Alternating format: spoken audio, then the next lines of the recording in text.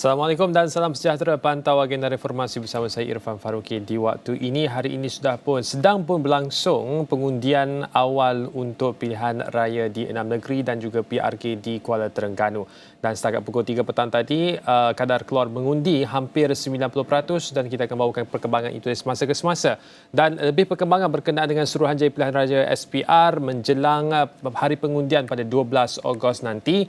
SPR menyatakan bahawa pihaknya sedang mengemaskan sistem bagi memastikan keputusan pilihan raya negeri pada 12 Ogos ini diumumkan seawal mungkin. Menurut pengerusinya, Tan Sri Abdul Ghani Saleh, penambahbaikan itu dilakukan bagi membolehkan keputusan diumum lebih awal berbanding pilihan raya sebelum ini. Dalam masa sama, Abdul Ghani berkata setakat tinjauan pada pagi tadi, peratusan keluar mengundi di 6 negeri merekodkan peratusan berbeza-beza. Bagaimanapun beliau yakin peratusan keluar mengundi boleh mencapai tahap yang tinggi melebihi peratusan pada pilihan raya umum PRU lalu.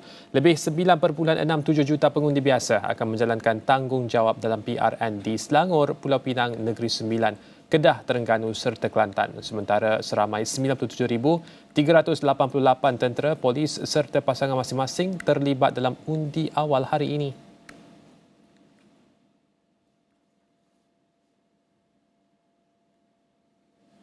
Ini pula perkembangan dari negeri Terengganu yang mana sebanyak 232 laporan diterima. Polis berhubung kempen pilihan raya negeri PRN di Terengganu yang mana Ketua Polis Negeri Datuk Mazli Mazlan memberitahu daripada jumlah itu polis membuka 10 kertas siasatan. 232 report polis. 232. Jangan ambil nombor. 232 report polis dan 10 kes kita buka. 7 kes kita sudah hantar kepada PPN, Pegawai Pendakwa Negeri. 3 lagi dalam siasatan. Kebanyakan kes ini melibatkan kes khianat, merosakkan bendera dan juga membakar bendera, mencontong bendera, banner dan juga poster. Okey. Setakat ni belum ada apa-apa tangkapan lagi. Dalam pada itu, Mazli memberitahu pihaknya meluluskan 470 permohonan permit untuk program parti dengan 319 permohonan itu daripada Perikatan Nasional. Sementara itu, katanya, pengundian awal di negeri itu melibatkan 6,957 pegawai dan anggota polis serta tentera. Pada masa sama, polis memaklumkan siasatan ke atas seorang calon PAS bagi kerusi Dewan Undangan Negeri di Terengganu atas dakwaan mengganggu isteri orang hampir selesai. Ketua Polis Terengganu, Datuk Mazli Mazlan berkata kertas siasatan akan diserahkan kepada pengarah pendakwa negeri dalam masa terdekat untuk tindakan lanjut. Kita ada satu report terhadap seorang calon, iaitu calon di Kemasik. Report telah dibuat dan kita telah membuka siasatan dan insyaAllah siasatan akan selesai dalam sehari dua ini dan kita akan hantar semula kertas siasatan ini kepada PPN untuk mendapat arahan seterusnya. Calon PAS. Mazli memberitahu siasatan ke atas calon itu dibuat mengikut Seksyen 498 Kanun Keseksaan kerana memikat atau membawa pergi atau menahan seseorang perempuan yang bersuami dengan niat jenayah. Seksyen 498 Kanun Keseksaan itu memperuntukkan hukuman penjara sehingga 2 tahun atau denda atau kedua-duanya sekali jika sabit kesalahan. Tambah beliau, selain pengadu, polis sudah memanggil calon berkenaan untuk dirakam kenyataan. Menjelang hari-hari akhir berkempen sebelum tibanya hari pengundian pada 12 Ogos ini, pastinya kempen di media sosial menjadi tumpuan dan kian rancak dari hari ke hari. Dan ketika ini untuk mengulas berkenaan dengan trend yang sedang berlaku untuk kempen PRN di 6 negeri, kita bersama-sama dengan Dr. Nur Nirwandi Mat Nurdin, Pensyarah Kanan Pusat Pengajian Perang Saraf Media dan Informasi UiTM. Terima kasih Doktor bersama kami. Saya nak mulakan dahulu berkenaan dengan kita faham dan kita bersetuju bahawa kempen di media sosial itu berkesan dan boleh mencapai lebih ramai pengikut dan juga mereka yang menonton kempen-kempen tersebut. Tapi persoalannya sehingga kan satu tahap, Doktor, ada didedahkan bahawa viewers di media sosial itu boleh dibeli. Jadi persoalan yang kita bangkitkan di awal ini, sejauh manakah keberkesanan kempen di media sosial itu dalam menterjemahkan kepada undi yang sebenar untuk 12 Ogos nanti?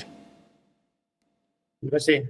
Saya rasa satu perbincangan yang menarik apabila kita cakap tentang isu media sosial dan kempen politik ataupun the political propaganda of social media in election. Jadi banyak kajian-kajian telah melihat pada perkara berhubung dengan kesan tindak balas masyarakat ataupun bagaimana kempen-kempen dalam social media ini telah mengubah satu bentuk kecenderungan pengundian bagi masyarakat, dan tidak dinafikan pilihan raya umum ke-15 lepas telah dikatakan sebagai pilihan raya TikTok, di mana kecenderungan pengundi khususnya pengundi muda iaitu pengundi pertama kali dan undi 18 dikata telah mendapatkan banyak maklumat daripada saluran platform TikTok kerana ia salah satu platform yang dikatakan antara yang terbaru bagi generasi muda ini, khususnya bagi mereka yang mengundi.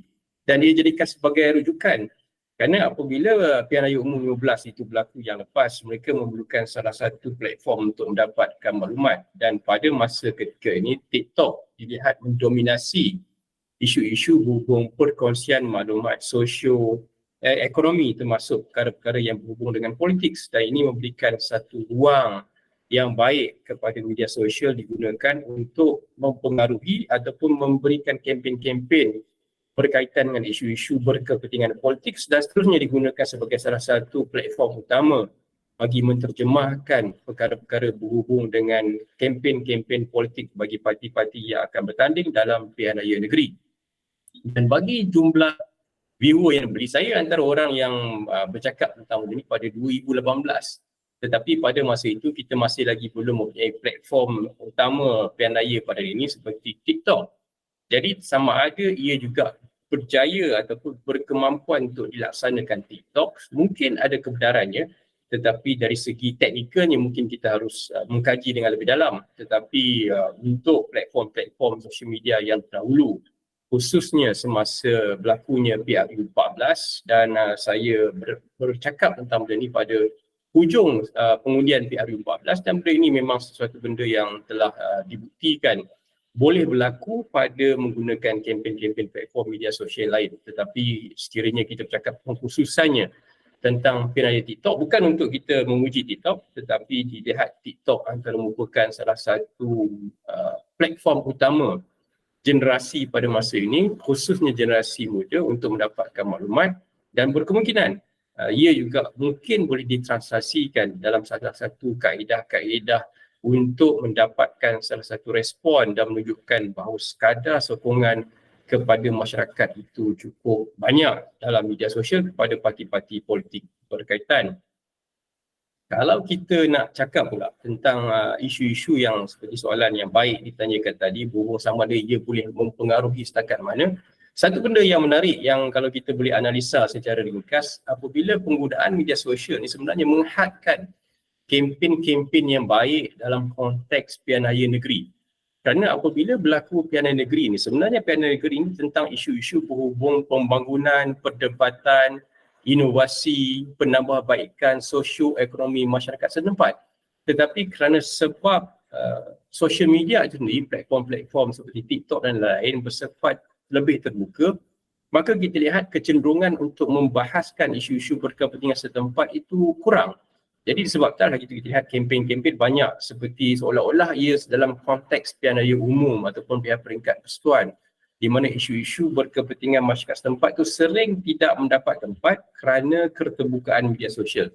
Dan ini sedikit sebanyak mengubah pola kempen-kempen politik yang sepatutnya untuk ahli Dewan Undangan Negeri ataupun pihak negeri untuk 6 negeri ini sepatutnya lebih menumpukan tentang isu-isu berhubung dengan sosio-ekonomi masyarakat setempat. Dan ia satu perkara yang saya rasa cukup menarik, dan ia akan memberikan impak kepada sifat pengundi yang akan tercicir dalam memperlihatkan keberkesanan ahli Dewan Undangan Negeri masing-masing untuk memberikan maklumat yang tepat berhubung dengan cara-cara penambahbaikan mereka dalam sosial media berhubung kawasan setempat yang mereka akan tandingi.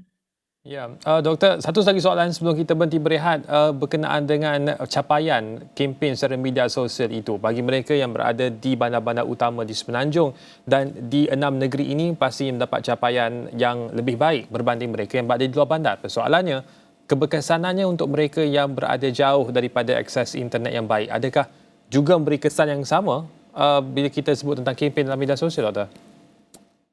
Saya rasa secara keseluruhannya ia akan memberikan impak yang sama, kerana kalau kita lihat di negeri-negeri di semenanjung Malaysia ni, walaupun terdapat kawasan-kawasan yang tidak mendapat jaringan ataupun liputan internet yang meluas, tetapi secara keseluruhannya keseluruhan negara telah berjaya dibangunkan dengan kempen-kempen ataupun dengan liputan internet yang agak baik. Dan internet ini telah menjadi sebagai salah satu gaya hidup, way of life masyarakat pada ini, termasuk platform media sosial.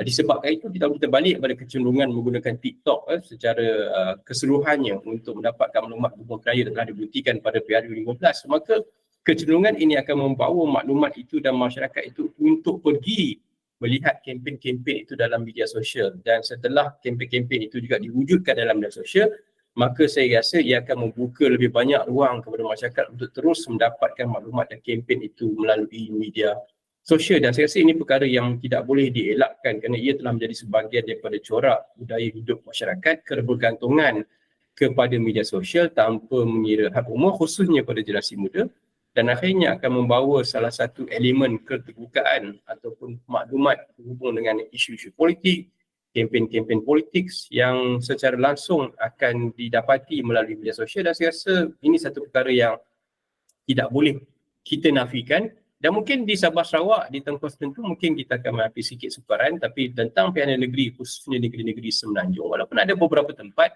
tapi saya rasa secara keseluruhannya ia masih lagi boleh menerima liputan atau platform media sosial ni boleh digunakan dengan sebaik-baiknya. Baik, kita akan berehat seketika. Kembali selepas ini, kita nak tanyakan berkenaan dengan apakah perlu ada panduan dan juga sekatan bila kita sebut tentang penyebaran berita yang tidak tepat, khususnya kepada pengundi yang boleh menjejaskan proses mereka membuat keputusan ketika hari pengundian. Tapi soalan itu akan dijawab selepas ini. Kita berehat seketika, kembali selepas ini.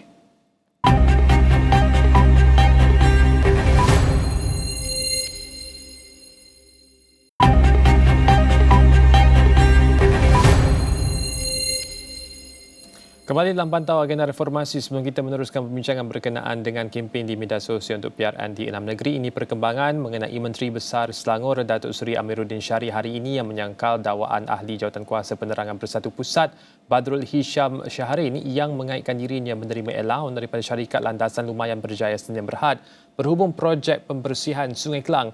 Ujarnya isu yang dimainkan Badrul Hisham itu telah berulang kali dijawabnya di Dewan Undangan Negeri DUN sebelum ini. 600 ekar percuma contoh.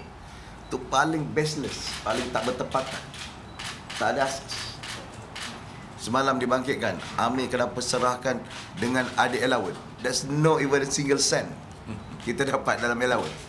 Paling besar allowance saya dapat ialah kari pub dalam mesyuarat. Mungkin itu nak dianggap sebagai rasuah. Dan banyak perkara lain. Dan saya memujilah kebijaksanaan Dr. Ahmad Yunus Hairi sebab beliau tak muncul semalam. Sebab apa? Sebab dia tahu dalam Dewan.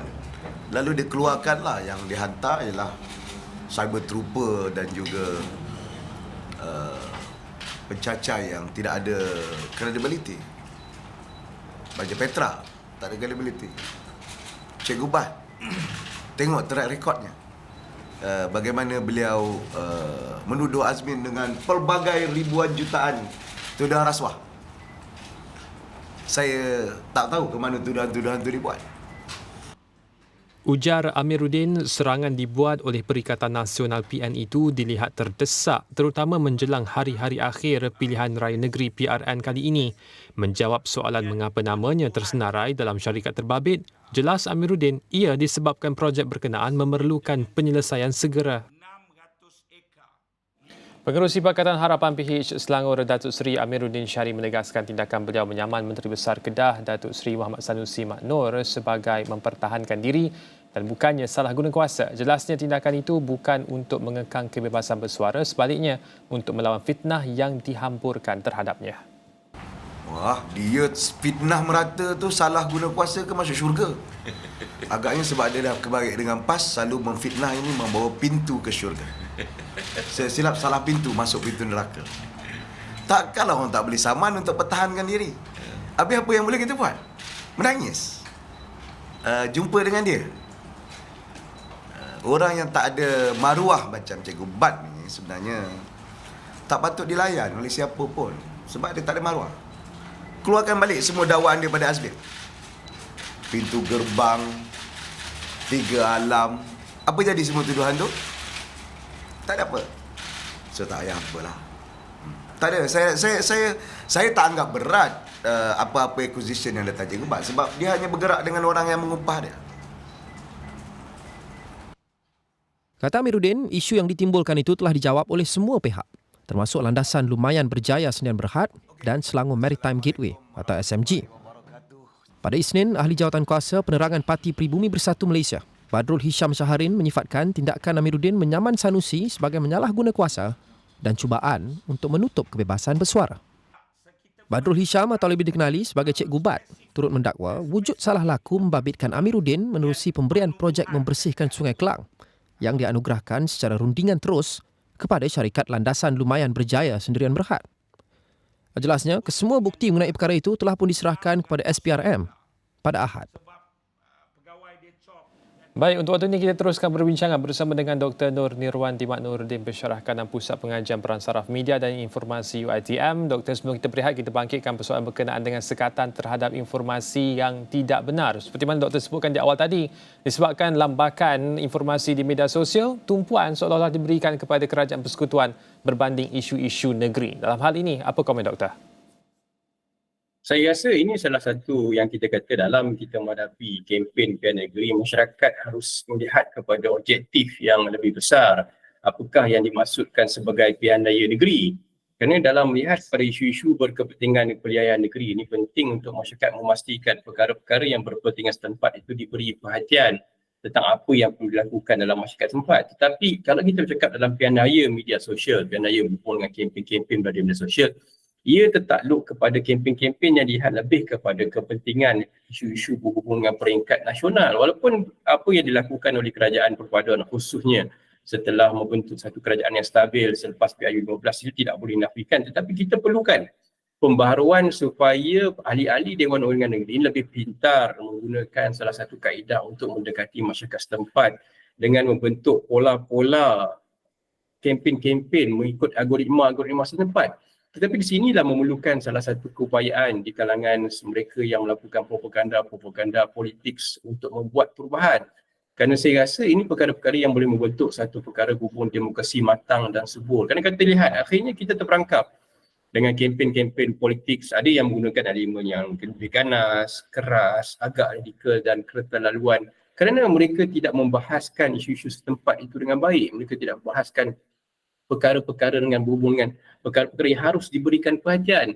Dan saya rasa ini satu perkara yang merupakan sedikit kerugian dalam kita melihat bagaimana kempen politik di pilihan negeri sebenarnya agak berbeza dengan pilihan umum dan ia sebenarnya akan memberikan satu kekurangan dari segi kita membangunkan satu kempen politik yang demokrasi matang, subur dan sempurna di dalam negara dan akhirnya kita tidak mahu kita terperangkap dengan polemik propaganda politik sempit seperti ini kerana saya sudah tentu mahukan satu pembaruan yang positif sebagaimana membangunkan contohnya Malaysia Madani untuk membina peradaban dan ketamadunan. Di situ juga peranan kerajaan-kerajaan negeri ini harus mula membangunkan salah satu elemen-elemen berkepentingan masyarakat negeri dari segi kepentingan sosioekonomi setempat. Tetapi akhirnya apabila berlaku satu bentuk pola-pola perkongsian dalam social media yang tidak berpuduskan kepada set-centric dan people-centric, dan akhirnya keterbukaan ini memberikan satu lambakan informasi yang seolah-olah berlakunya satu proses kita semula daripada pilihan umum yang ke-15. Tidak salah,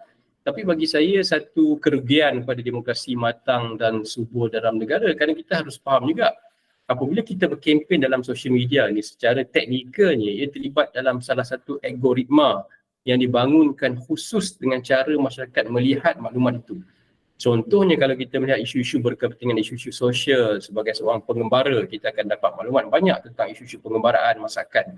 Jadi apabila kita bercakap tentang isu politik, apabila bila kita melihat perkara-perkara berhubungan politik dalam saluran media sosial seperti contohnya seperti TikTok, maka algoritma itu akan terbentuk berdasarkan capaian, berdasarkan apa yang kita tengok. Dan akhirnya algoritma ni akan terus memberikan salah satu bentuk pendefinisian.